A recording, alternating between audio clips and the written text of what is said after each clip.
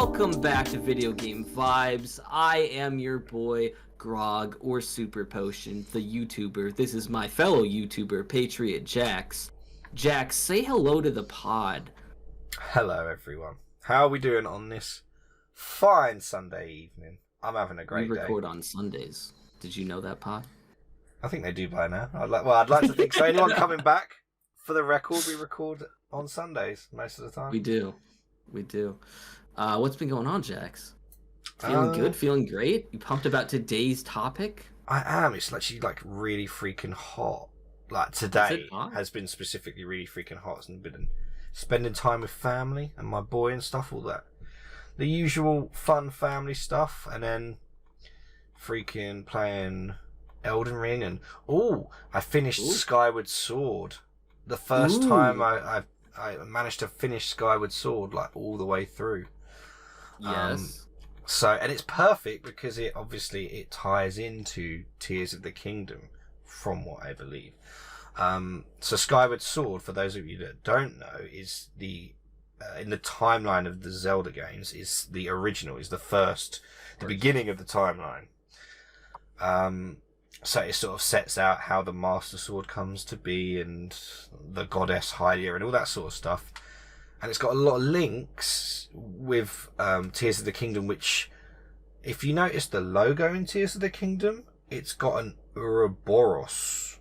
And you know that sort of means like an infinite loop. I was gonna ask, because like in Skyward Sword, there has to be the Triforce for the first time built into it, right? So I'm assuming that's part of the end game, is the reincarnation cycle with the Triforce. I'm not sure. This is it. I'm not sure exactly, but yeah, there is some. Yeah, it's something to do with some sort of reincarnation.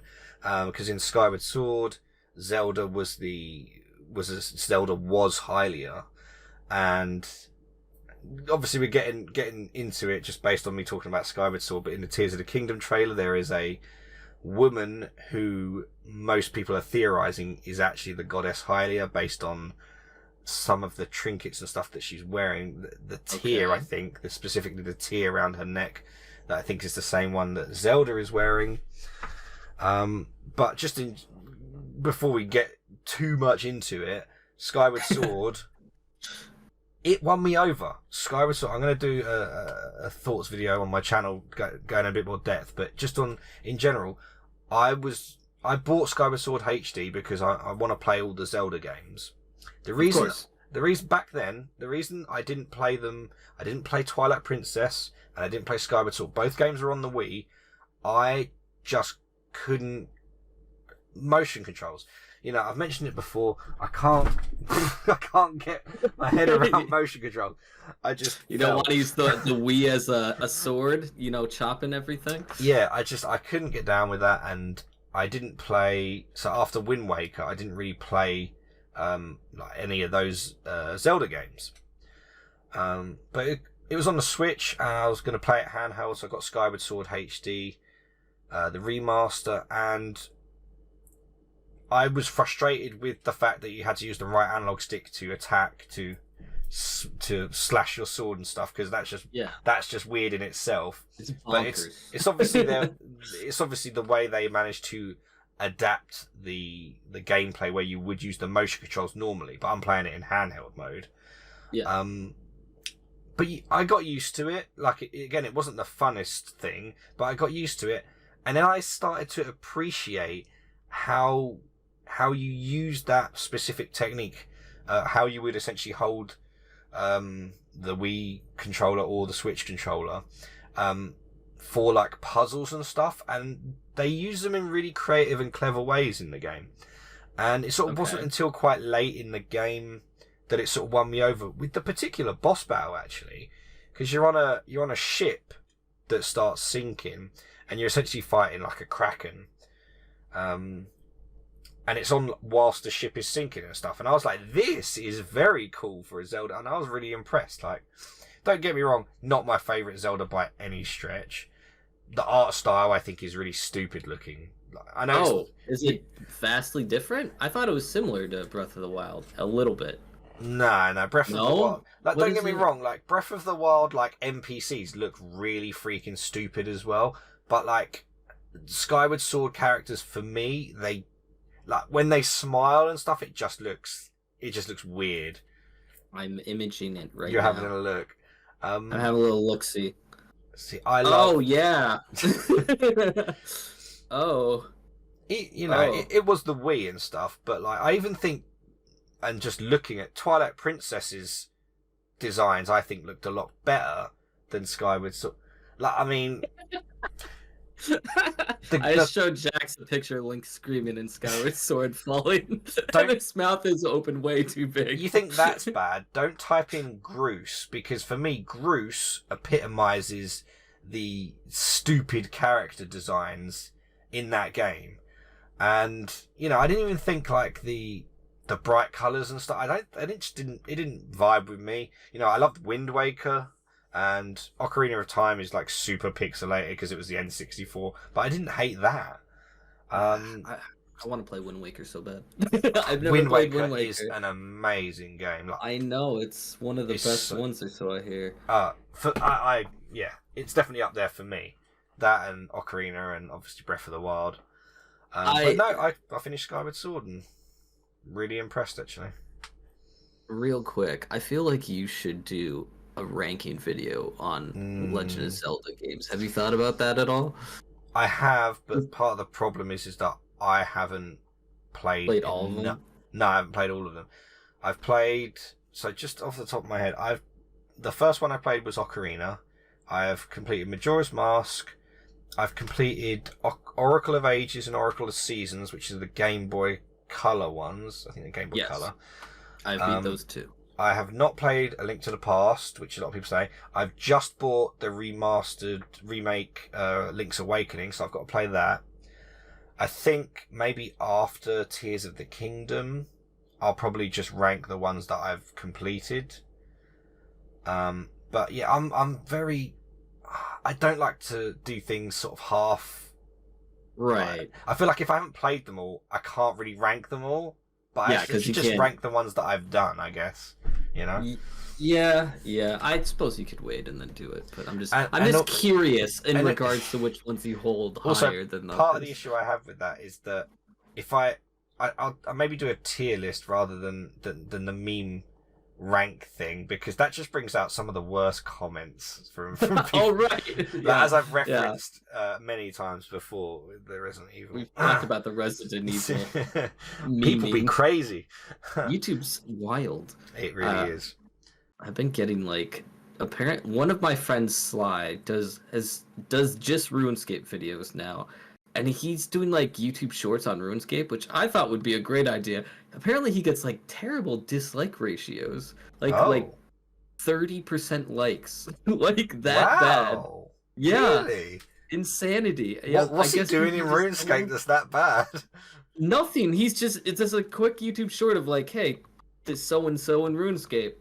I guess is there some internal war because all of the normal RuneScape players, not the classic ones, are seeing this and going, classic RuneScape, dislike, move on.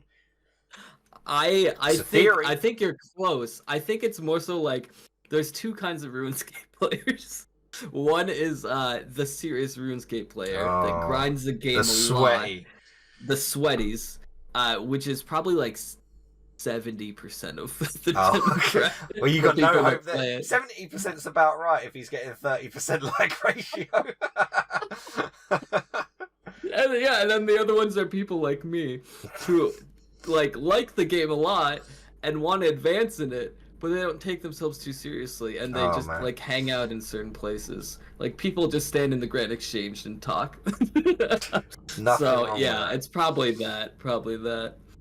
But anyway, Jack, should we get into our main topic for today? Yeah, we kind of started touching on it when I was talking about Skyward Sword, but if we just talk about Tears of the Kingdom and those trailers that we've seen and what we expect of the game, and then we'll get into sort of the Breath of the Wild itself. What do you think?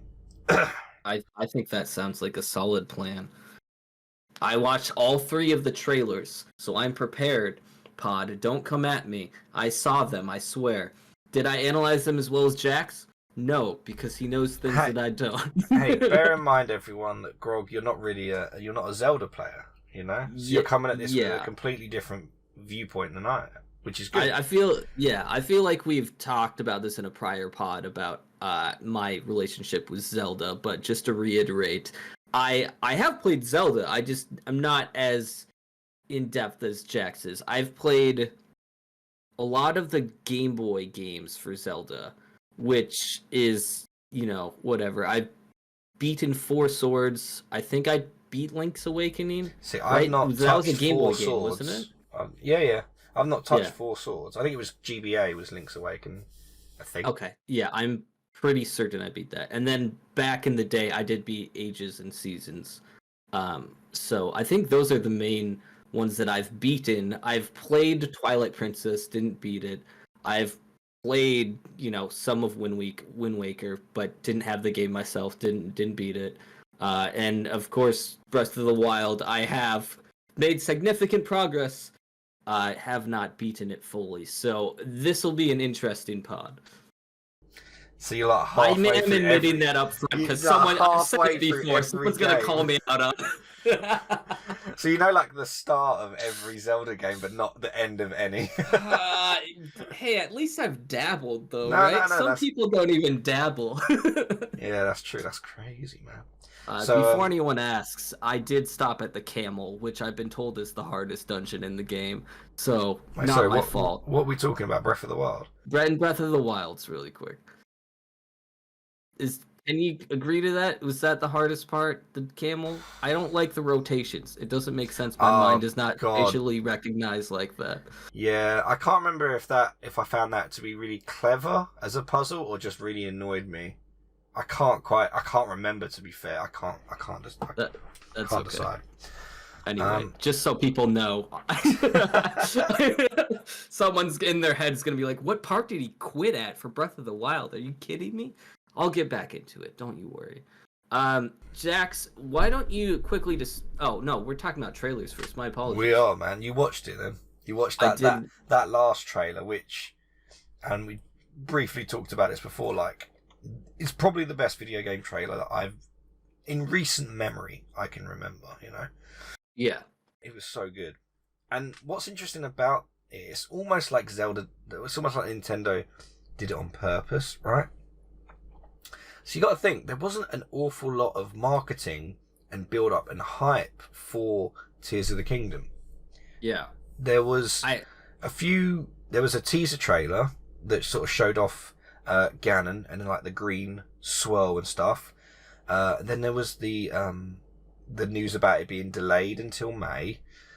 And then we got I think one other trailer, and then we had the gameplay trailer. See, now what was really interesting is that the gameplay trailer got hit with like a big reaction from a lot of people that were sitting there calling it, "Oh, this is just Breath of the Wild DLC because it's the same map.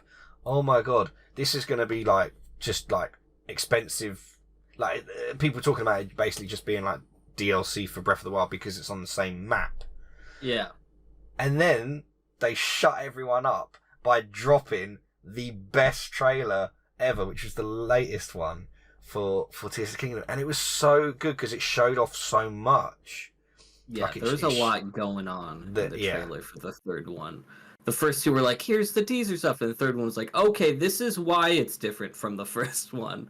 And from what I could see, just to list a couple of different things, I guess, it is the same map, but it looks like there could be sky-ish dungeons, right? I think, in my head, I think you're going to be spending most of your time in the sky areas. Like, there's a large proportion of sky islands. Again, this is sort of reflecting Skyward Sword, that you're going to be visiting and battling on. And it's all about sort of how you get up there. And that's what they've sort of done with... I think they've sort of taken inspiration from... There are some people that obviously still play Breath of the Wild religiously, and there's loads of people that like manipulate the physics in such a way to create like ridiculous scenarios where they can fling themselves off of like a a shell or something, or like a shield to the other side of the map using some weird glitchy effect. Yeah. Or like do some massive weird combination of weapon changes and stuff that flings a guardian like all the way into the air or something, like some weird stuff like that. And I think Nintendo sort of looked at all the like clips and stuff like that and gone, okay, so let's sort of legalize this sort of stuff. Legalize it. Almost, yeah, by like giving you the most creative ways to make weapons and stuff. So you can essentially make weapons out of anything. At least that's what we saw in the trailer, and I looked at some of the gameplay stuff. I must have missed that part. So, do you think there's just going to be more component drops from enemies and stuff? And it's not about to drops gather? though. It's the I forget what it's called, but there's a new ability where you can attach stuff to other stuff, and that's what it's all about. It's all about creating stuff. So there's like a giant, in the example, there's like a giant metal spiked ball heading towards you. You freeze that, you take that, you can attach it to like your shield or to like the tree branch that you got as a weapon, and then the weapon becomes much better, increasing its durability, because a massive problem people had with Breath of the Wild was that all these weapons that were so nice and all the durability was just crap. Yeah, that was one of the things I did. They've almost solved that problem in like arguably the most creative way that you can just slap two things together. There was one point where you can attach some raw meat that you killed off of a wolf to an arrow and fire a meat arrow at an enemy. Like, I don't know why you would do that, but like the possibilities are endless. That's the thing that I'm getting from this. It almost gave me like, I know it's sort of a weird comparison, but in my head it kind of gave me like Fallout 4 vibes, with the amount of like customization options for your weapons. But this is like on a whole nother scale, because you can just pick up almost anything at random and you can attach it to your shield. You can grab like an explosive barrel, attach it to your shield, and they attack you. You hold up the shield and it blows up and stuff. Like, that's wild. It's so nuts, right? Especially considering, as people have obviously pointed out, it's the same map on the ground floor, and there's just the Skyward stuff. I think the amount of creativity people are going to have with this game is going to be insane. Like, if you think about how much people use the physics and stuff to keep playing Breath of the Wild, to keep doing new things in it, people were finding out new stuff or doing new things like years afterwards. And with this, I feel like it's going to be exactly the same. Did you see the bit where they were crafting, I don't know if it was a boat or a plane, I think it was a plane, to get from one side to the other, so that you found this random,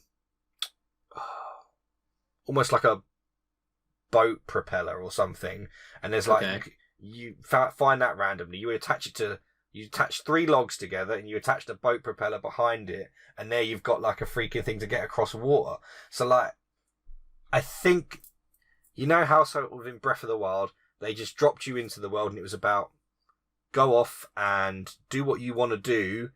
You could go to the boss immediately if you wanted to. Obviously that's a bad idea if you're brand new, you tried it, so I have. It was bad. But like with this, I think it's like, right, this is where you need to get to. There's 100,000 different ways that you can do it. Go and find which way to do it. Like, I think that's the creative side of it. The USP about this game, it's just about the creative ways for how you get somewhere, rather than going off and doing different things, if you like, which is, I guess, is what Breath of the Wild was more about. It's just going off and doing whatever and going different ways. This gives you an objective, but there's like a million different ways to get there. It doesn't tell you how to do it. Yeah. That's the best part about games like this, is they're like, here's A and here's B, somehow get to B. And okay, first off, the speed runs are going to be crazy for this game.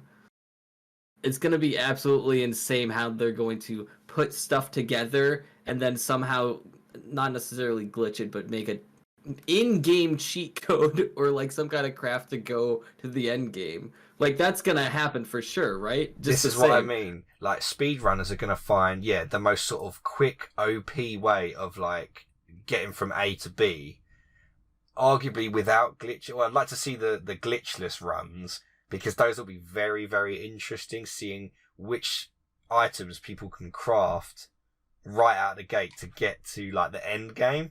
That'd be Yeah. so interesting to watch. Is there was there did it look like there was a limit for how many things you can attach or no? I think for weapons, it looked like it was either one. I don't think there was two things. I think it was sort of one thing at a time. Okay. I think with like transport, so like you can make planes and stuff, and you can find like an ancient like rocket that you can attach to, I don't know, like your shield or your arm that just flies you up to the next bit, and that's how you get to Yeah, that's how you I get to the remember that island. part. Yeah. So there's, I think, yeah, with the equipment and the vehicles and stuff, obviously you can attach a bunch of stuff together.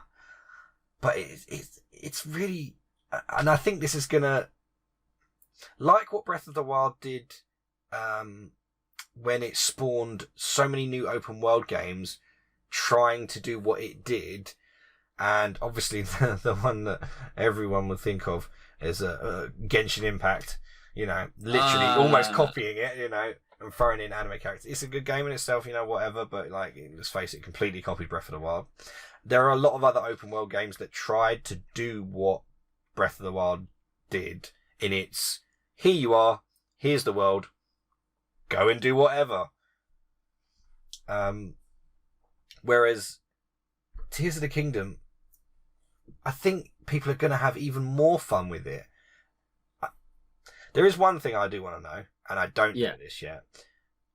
I hope there's going to be some sort of base building or like home building I was aspect. thinking that too. Like, I don't think they, like, if you get this opportunity where you can literally stick stuff together and that, I want them to see some Fallout sort of building my home base on like a sky island. I think that would be so cool. I wouldn't be surprised if they gave you your own Sky Island like a quarter way through the game or something, and we're like, here's some materials, or like they add some other mechanic where like you can only build certain things on it, but you can build the whole entire thing. Yeah, I mean, if they're gonna give you a mechanic where you can stick stuff together, why wouldn't you do that? Because like, not to bring up Fallout again, but isn't that a mechanic in Fallout 4? Like you can build your own city and base. Yeah, and, like, that's the you move thing. stuff around.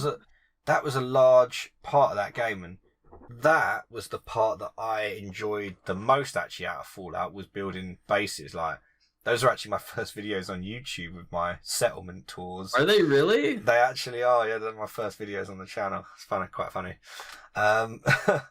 Wait, for Fallout 4? Fallout 4, yeah, I loved Fallout 4. When did Fallout 4 come out? God, You're first on the channel? Yeah, but they weren't like, that was before I was doing it properly, doing YouTube properly. That's like 2015, I think I put them on YouTube. Are you going to my channel? No, I'm just trying to think of how old Fallout 4 is. I'm so confused. It's got to be like 20. It is 2015. It is 15. Okay, yeah. I thought it was newer than that. No.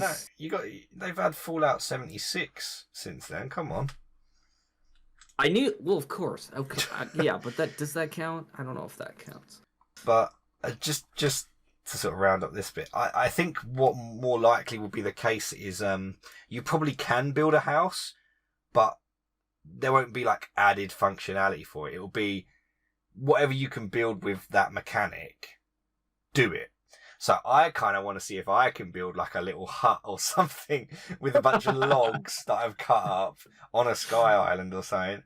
Because I just think that'd be fun. Yeah, like again, and it being on the Switch, obviously, of course, but handheld and stuff, I feel like I'm going to be glued to this game. Like I really do. Like I love like building stuff and being creative.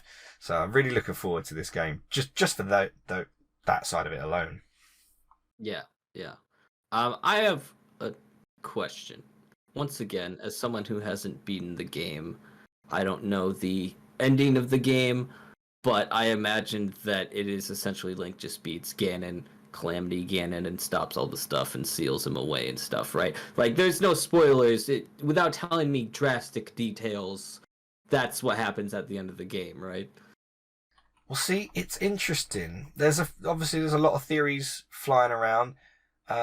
People are talking a lot about Ocarina of Time and how there's a lot of almost like there's some bits people are picking up with sages and how the seven sages from Ocarina relate to there could be like sages in Tears of the Kingdom, and they're trying to work out, do they all relate? Is there like 7 people that could potentially start off the 7 sages and stuff like that?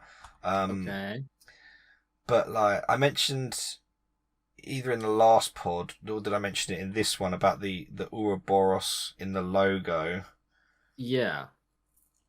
And how So yeah.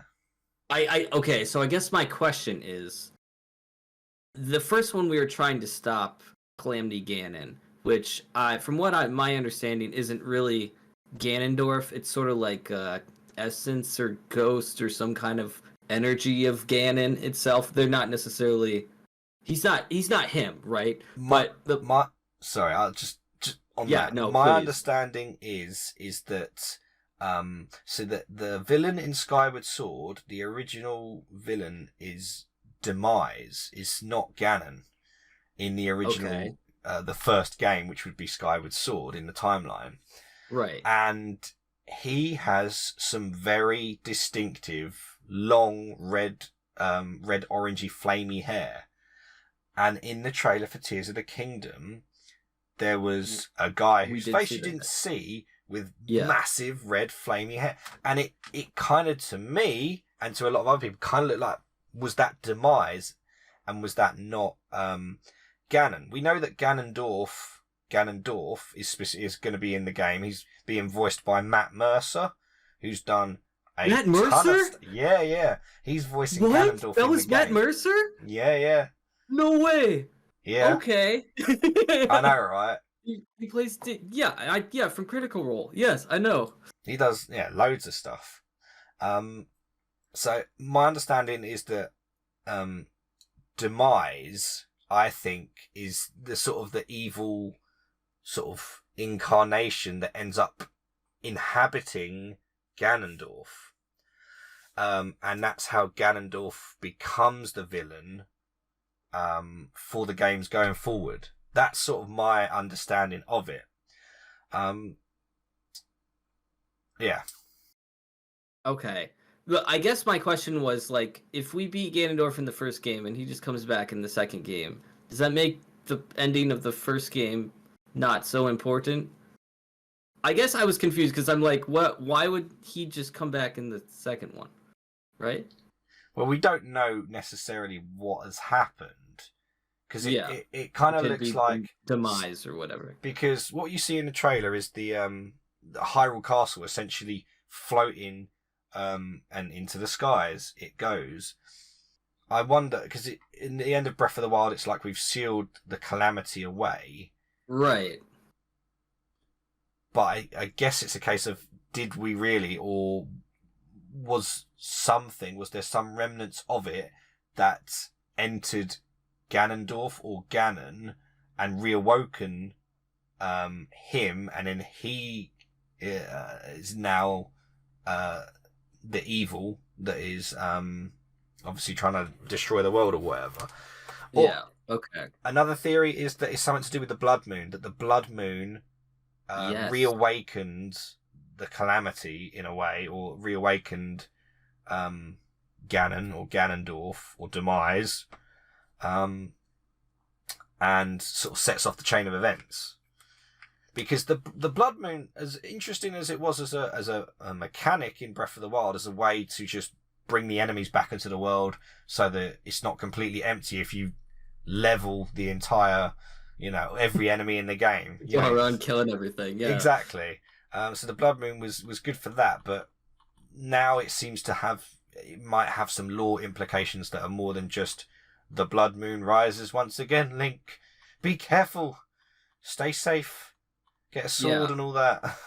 I guess I never really understood that too, because like they never explained the origins of the blood moon, right? I just thought it was something that I came with the can't calamity. remember. I was going to say I don't think there was much discussion on that, and maybe there was a reason for that. Because I don't remember too much about the lore behind the blood moon. Was it just exactly, where did it come from? Like, what did the calamity set off the blood moon, or did the blood moon set off calamity? And did the egg and the chicken? Oh. Interesting. Okay. Also, there's just one thing from the Skyward Sword final boss demise that I just want to sort of bring back to, because it helps provide a bit of context. So he said after you defeat him, he said, "You will be cursed. The hero will be cursed. The mortal who the goddess inhabits will be cursed. And obviously, like Ganondorf as well. Like, you'll be cursed to repeat a cycle of like destruction, and I will return, basically." So so that's my understanding, is that that's how obviously all the games can happen. How Ganon can always return, because I guess that originally there's a curse that's set out maybe upon the Master Sword itself. But again, those are just some theories and stuff. We'll find out when we actually play the game in a couple of weeks. But it is fascinating. I gotta say, like I'm very interested in I'm just really excited to play this game.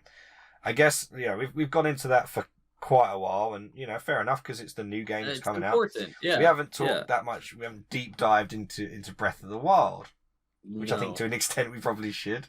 We should, yes. This is a partial Breath of the Wild, partial Tears of the Kingdom episode. I feel like it's more Tears of the Kingdom. It's more Tears of the Kingdom pre. Fair enough, I think, because Yeah, for sure. Okay, Breath of the Wild. Jax, Link is back. He wakes up. He goes stops Ganon, as we all know. We know the story behind it and everything. I want to know, first off, what is your favorite part of the game in general? Location, a character, anything like that. What is your favorite? I'll go first while you're thinking. Yeah. Go for it. Yeah. My favorite part, believe it or not, is, I'll probably mispronounce it, the Lame Labyrinth in the north. Oh yeah. I was wandering around, as one does in Breath of the Wild, which is my favorite part, apart from like physical location stuff, is just wandering around the game, because it's so beautiful and open world, blah blah blah. Yeah. And I was just walking up north, and then I saw the giant structure, and I was like, what is that? I go towards it more, found out it's a giant labyrinth, and I think I mentioned it before on the pod, but I love mazes so much. I just love mazes in every single game and everything. I love mazes in real life. I love being trapped in a maze. And I was just super excited to get through that and beat that part of the game. So that was my favorite part. Jax, do you have like a favorite part? Not necessarily a location. It doesn't have to be that. I have three things specifically. Yes. The obvious one is Hyrule Castle. Sort of just the idea of going into a destroyed Hyrule Castle, the music, finding all of these cool like royal swords and armors and stuff. I just found that, like, I will repeatedly go and replay Hyrule Castle like over and over. Like if I pick up Breath of the Wild, because I've completed it, I won't spend time getting any of the Koroks that I haven't got. Korok seeds. I was gonna go there eventually. I will just keep going back to Hyrule Castle. That's my favourite bit. There's two other things.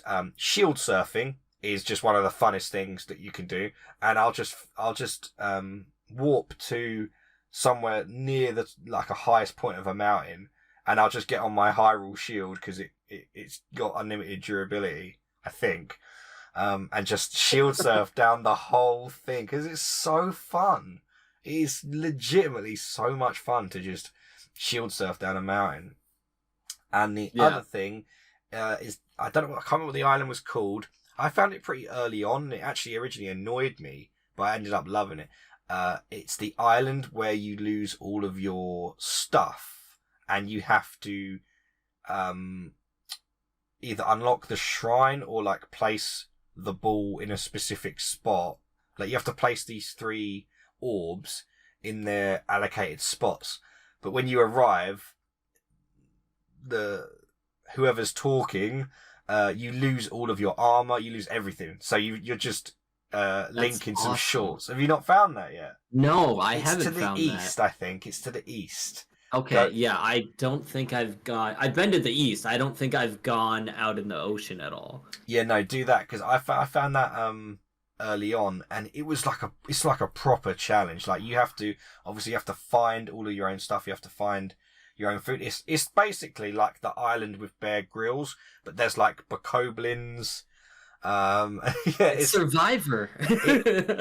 And when I played that, I was just like, this is so cool. But it's definitely better to find that late game, I think, because losing everything. Like I'd been playing it for like 3 or 4 hours, and I just started finding some actual swords and not using tree branches. And then I find this island, and they just take all your stuff, and I'm like, oh. But it was a really cool idea to do that. Yeah, I definitely go and find that, because it's a good like hour bit of fun, I think. Stupid question. How do I get in the ocean? Is there like a boat I can take? Well, you get a boat? Get your freaking Korok leaf and find a little sailing... you just glide? And get a little sailing boat. Yeah, you'll make it easy. Come on. Okay. I don't know if I messed around with that at all. That's my fault. Come on, dude. But no, it's good fun. Yes, those are mine. Those are very good. Those are very good. So you've collected all the Korok guys? No. No, none of this. When I say I completed the game, that's me saying that I have beaten the game. Because how many of those little guys are? Isn't there like 120 or something like that? I thought there was like 800. Are you serious? I thought there was closer to 800. I swear there is.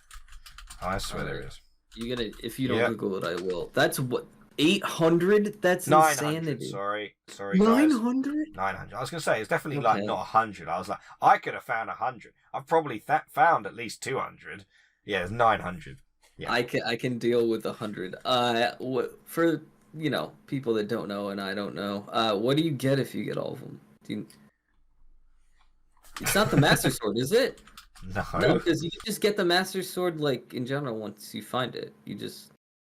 What could be the greatest prize in the game? Because obviously that's the biggest challenge, is collecting 900 of these little leafy boys. You get the gift of friendship. No. And that is not a joke. Cut it out. That's what it says. You get the gift of... Now I'm really glad that I didn't... Well, obviously, every time you hit, like, a milestone with the amount of Korok seeds, you can it adds slots to your weapon, bow, or shield stashes. So the amount of weapons you can carry increases based on what you decide. Okay, I guess that's worth. So it's a good way, of doing it. I will definitely not be trying to get the gift of friendship. Sorry, Hetsu, man, bro. It's like not even a Steam game, so you can't even flex for it. Like, that's an achievement. That's an interesting thing. I like, why don't Nintendo do some kind of achievement system? Because people love. Xbox does, and PlayStation does now too. Yeah, PlayStation have done it. Yeah, like they do trophies, and Xbox does achievements. Nintendo should absolutely do something. I'm curious to know as to why they don't. It's very popular. Especially, like, that would go big with games like Splatoon too, as well. Like competitive games like that, people would. There's loads of stuff. I wonder why they've just not even entertained the idea. It's very, it's very strange actually. I'm not that bothered. I'm not like the achievement hunter kind of guy, so I don't care. But I'm. But it's still fun to be like, hey, check this out. I did this. I think there's plenty of people that would like to achievement hunt and stuff.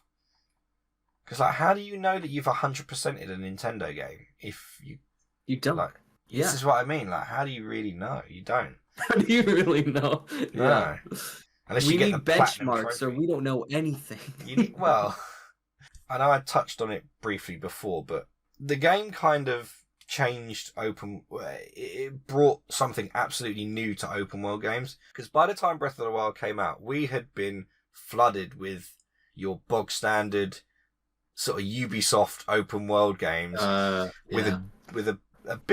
a decent sized map with like thousands of like icons everywhere for side quests and completing all this stuff. And then Breath of the Wild sort of really changed that, with the idea that it just drops you and it's not linear. Like you have your main objective, but there's this massive world that you can just go and explore at your leisure. You can go to the main objective if you want, like we said before, you can go there, but the idea that you can actually go there immediately, I think is like, it completely changed a lot of what generic open world like games and maps did. Whereas in open world areas, you can explore them, but at the end of the day, there is like a linear Progression. Yeah. It's a linear set of progression, yeah. Whereas Breath of the Wild is just like, no. You want to find the things that you need to beat the boss? Well, we're not going to tell you what to do. You go and find it. And that's the cool thing about it, I think. I mean, that's why RuneScape is so popular. You just can do anything. Sorry, I had to get my obligatory RuneScape comment in the podcast. I was literally thinking Elden Ring because I was like, were you? Yeah, because like you get a side quest, but the map doesn't really tell you where to go. Like it doesn't tell you where that person is, or like it gives you like a clue, and then you have to try and work out where that place is specifically to try and even find the person who might be there at that point in the game. I've never done a quest in Elden Ring. See, this is what I mean. How to do it. I don't know how to do it. All I know is follow the trees. That's literally all I know. But this is what I mean, right? Like how, and yet the game's so good. Like that would annoy me. Like I have to go online to work out how to do the quest because I wouldn't know how to do it otherwise. And it might sound bad, but if you're the first person to do it, you stumble into it. There is no way that you know exactly where to go. You stumble into that storyline. Yeah. And Breath of the Wild's kind of similar. Obviously, it's got its 4 main dungeons. And I'm definitely in the camp of someone that I did like I'll say your typical Zelda dungeons. The shrines I wasn't a massive fan of, to be perfectly honest. I thought the shrines were kind of, I don't know. I wasn't, well, not annoying. I wasn't excited to go in and do the thing. It never excited me. I agree with you a little bit. Just really quick, once again, I'm not a puzzle person. I'm very bad at puzzles. That's one of the reasons why I don't haven't completed all of Zelda. I'm just not smart enough, I think. But you can do it. Yeah, the shrines can get a little hard. I do recall, I don't remember the specific shrine, but you get in there, and then what you were saying earlier with the motion controls. I know which one you're talking about. It's like one of those games. Like the peggle board thing. This is what I mean, right? Like the shrines are almost like this is how you get your puzzle fix in the game. Is these? I don't need a puzzle fix. I just want a dungeon. I did want your typical Zelda generic dungeons, and I'm curious to see if they bring that back in Tears of the Kingdom. I'm not saying they will, but obviously because it's the same world, they're obviously not going to make you go through and look at the shrines again, which makes me think that there are going to be like your typical Zelda dungeons in the sky bases, in the Skyland, if you like. And that'll be interesting too, because quote unquote typical Zelda dungeon is, at least correct me if I'm wrong, but you have like 8 or 6, some kind of even number of dungeons and then you go to those dungeons, get something, and then move on.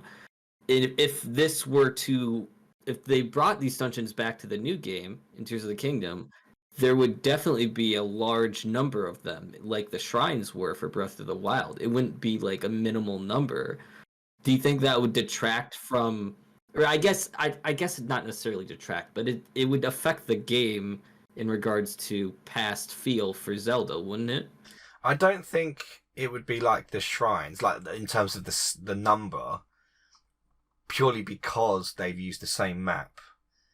Okay, so you think they're gonna keep it like the old one? There's I don't know 8 Sky Islands. Go to the Sky Islands. It may well be that it's more. This becomes sort of more of a linear game, and it's just a case of you deciding how you're going to get to each location because of the new mechanics that they've implemented that we've talked about previously.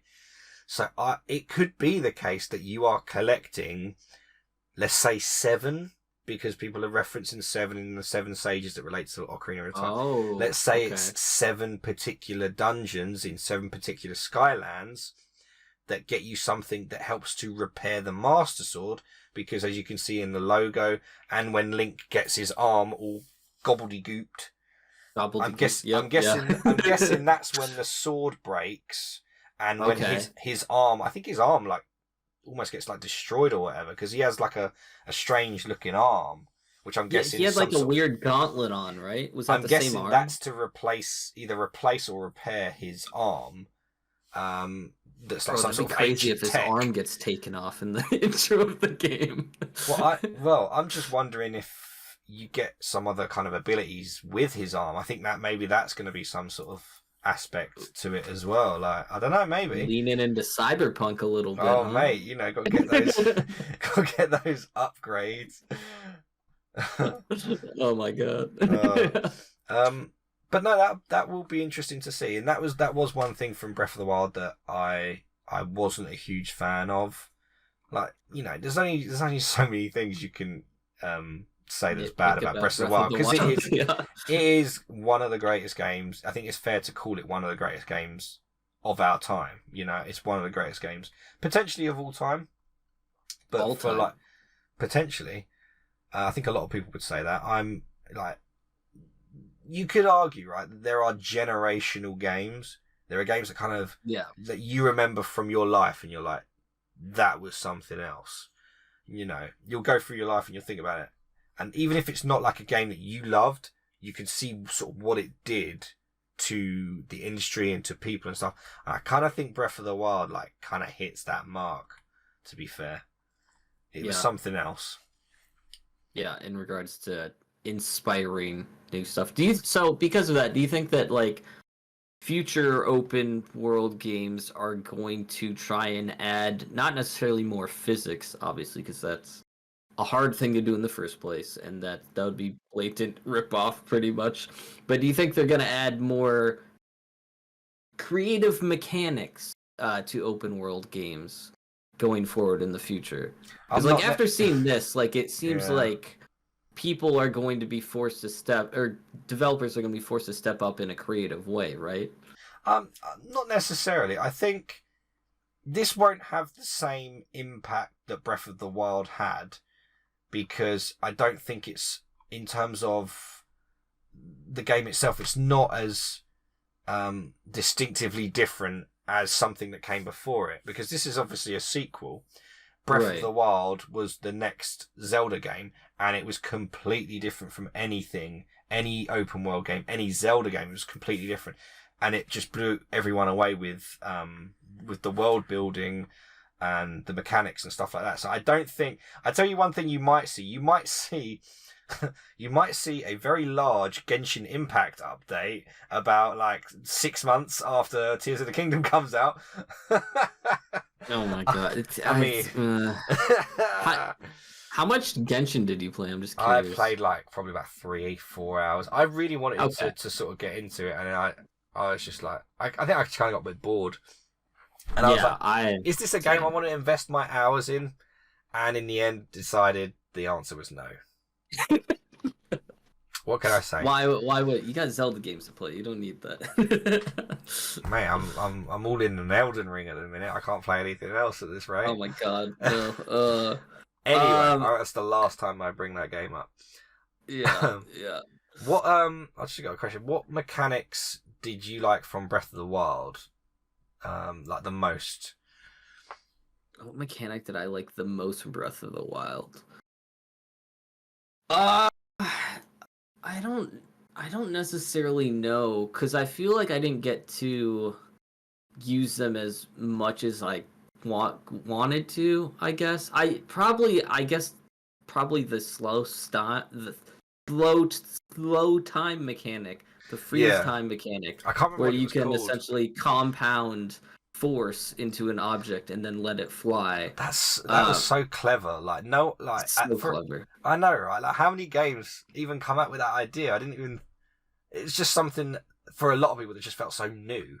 And again, they're focusing on the mechanics again in Tears of the Kingdom, and I just the Magnesis for me I really liked. Magnesis, yeah. That was the one I liked, and obviously they had Cryonis, where you could freeze water to get you to locations. So that's one way you get to the island. By the way, is just you can do that. Oh yeah, just basically just jump, freeze the water. Yeah, just keep freezing the water and keep jumping. Yeah, so there you go. Okay, that makes sense. I really liked that. It had a large and I'm a big stealth guy. It had stealth and.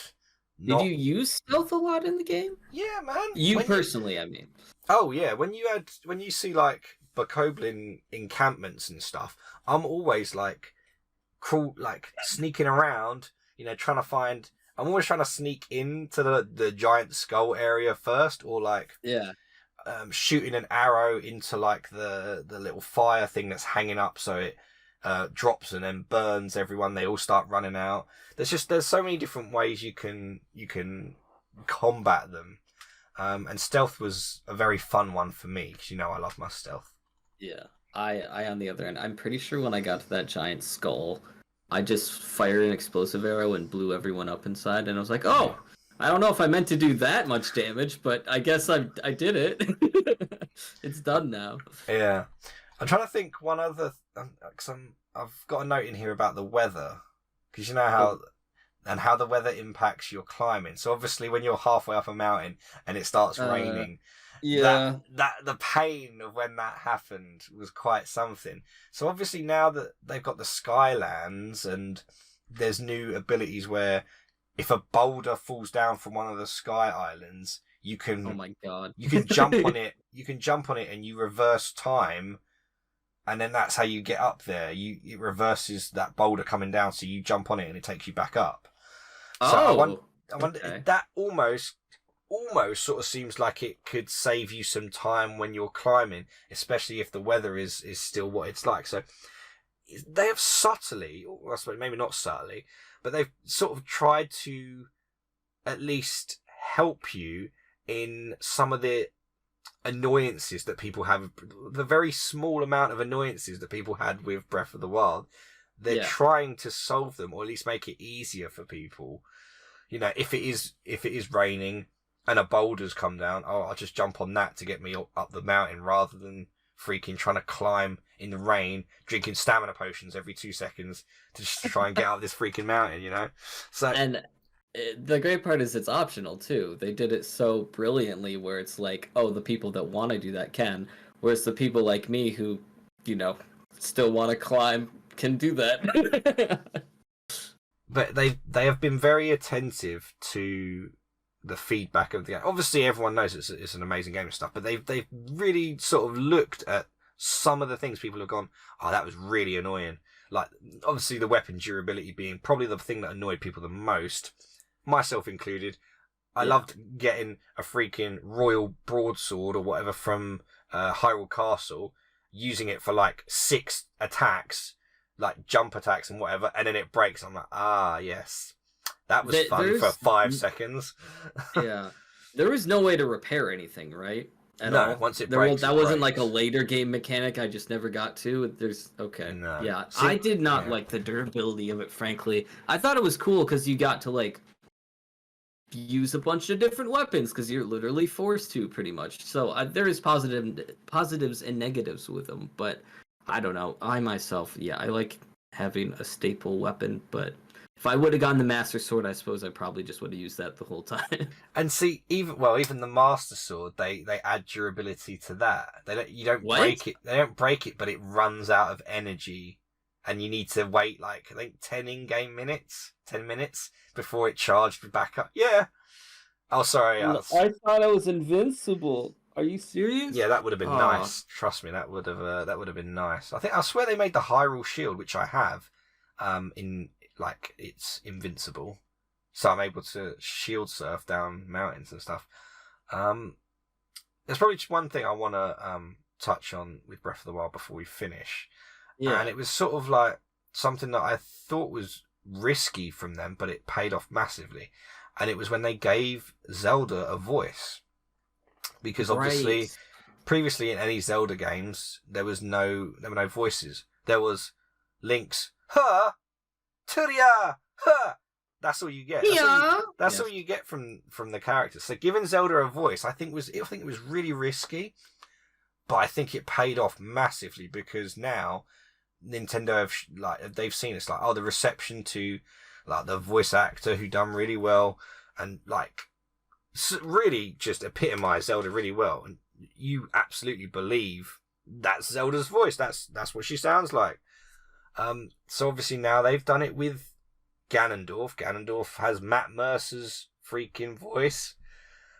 He gets to voice Ganondorf. So that is really Sorry, cool. I was looking up the voice actress of yeah. Zelda because I was curious. Patricia Somerset. I just want to see what else she's done. She done a great job. Yeah, she did. I don't think I agree with you completely about the voice. I think it was necessary. I don't think that they will ever, and I could be wrong, but I don't think they will ever give Link a voice. I don't want them to. You don't want them to. I don't want them to. See, what's interesting is, and I'm pretty sure, they've changed it. So in every Zelda game, as far as I know, except for Breath of the Wild, when you started a new game, you were able to choose your name. Like, you would choose the name that goes into it. In Breath of the Wild, Link is his name. Link is his name. Like, they set out that his name was Link because originally Nintendo wanted you to project yourself into the character. Right. That's what happened. That's what you do, right? When you select you choose, even if it's that one character, you're saying it's your name, so you're that character, so that everyone will, because it's all text based, everyone will go, "Oh, Jax," or "Super Potion, help me out," you know. Whereas Breath of the Wild, obviously they gave Zelda a voice, and they're not gonna, make her say every name in the freaking world, so they did that and said, right, so now you're not playing as yourself, you're not projecting yourself onto Link, you are Link. That is who you are. You are this character. So it's not out of the realm of possibility that they could eventually give Link a voice, but he's never said anything to get through his games. So I don't think they will, but it's not out of the realm of possibility now because they've given Ganondorf a voice as well. So they could start giving more and more of their characters voices. But maybe in a future game they would do that to Link, but they can't do it now for Tears of the Kingdom. They're not doing it for Tears of the Kingdom. It'd be like, he was, his voice box was injured in Breath of the Wild. That's why you didn't say anything then. But I think that might be a step too far, giving Link a voice. I don't think it's necessary. And the internet is just it's horrible. Part of the brand now at this point. The internet is horrible as well. Like, did you hear about the stuff with the Resident Evil Ada voice actor? No, what happened? So, a lot of people weren't happy with her voice for Ada in Resident Evil 4 Remake. Uh-huh. So much so, she ended up deleting her socials, which is really sad, and people need to get a freaking life. Her voice is fine, by the way, get over it, Jesus Christ. But like, I could see a situation in which they give Link a voice, and unless it's some well-known, well-beloved internet person, voice actor, people would give them crap about it not being how they thought or whatever. So I think, to be on the safe side, they probably won't, or at least I'd like to think so. But yeah, it's not about yourself projecting onto Link like it was in previous games, since they gave Zelda a voice, and now Ganondorf. It's just something I wanted to just think about and talk about, because it's interesting, you know. Yeah, I don't know what they're gonna do. And as I think we talked about in a previous episode about the movie stuff with it, like if they were to make a Zelda movie, would Link have a voice? And that whole thing is another topic itself, but I don't know. Yeah, it's interesting how they'd go about it. I don't think it's necessary. How would you do a film if they were going to do a Zelda film where the main protagonist doesn't talk? This is a dumb example. Everyone interacts with him. It's a dumb example, but have you seen Mr. Bean? Mr. Bean doesn't talk. I think they would have to give him a voice. Like they would just, whoever acts as him, if it's live action and not like CG animated like Mario, for example. And they proved that they would take that step, because Mario doesn't have a voice normally. Yeah, exactly. You know, now he does. just you know, just for the record, I don't want Chris Pratt to voice Link in any upcoming Zelda game. Voices every voice just so they can save money on the Super Smash Bros. Film. That would be so funny. I don't know, man. But I think they will. This Nintendo Cinematic Universe, they will do a Zelda film. Well, we'll see how that goes. All right, everyone on the pod. I think we're gonna skip our "Hey, does this, video game, is it good or not?" section, because obviously that's impossible to say no to Breath of the Wild. Is it a bad game? Of course it's not. Breath of the Wild is the vibe, man. It is the vibe. It doesn't pass the vibe. It is the continuum and spectrum of the vibe. But thank you for listening to the podcast. I hope you guys enjoyed the Zelda ranting. Are you going to see or get Tears of the Kingdom? Are you going to be playing it? Let us know. And then we would love to hear your thoughts about the game itself. It's going to be great. I can't wait to talk more about it in every podcast intro, where we just ramble about stuff. We'll get a lot of updates from Jax going forward about his progress in Tears of the Kingdom. If you enjoyed the podcast, by the way, feel free to rate us 5 stars or give us an excellent rating on whatever platform you are listening on. YouTube, thumbs up, subscribe, all that jazz. Your camera's messed up and we're going to leave it. I did it to myself. Rate us 5, guys. And go to Five Guys. They do good food. Five Guys is pretty. I'm gonna have a taco salad. Oh, nice. I'm gonna go to sleep. It's night time here. It's nearly 11 o'clock. Bye. Bye, guys.